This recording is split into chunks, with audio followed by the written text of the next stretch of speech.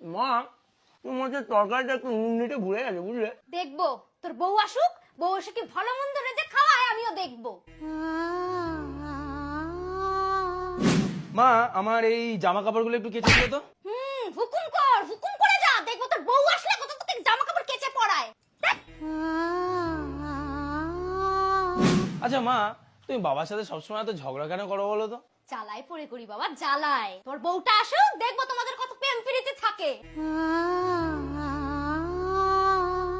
মা চলো খাবারটা খেয়ে নিই আমরা, চলো। খাবে না? ঠিক আছে আমি তাহলে গিয়ে খেয়ে নিচ্ছি, তুমি এসো পরে। বাহ বাবু বাহ, একবার বলে হয়ে গেল, বল তোর হয়ে গেল তো?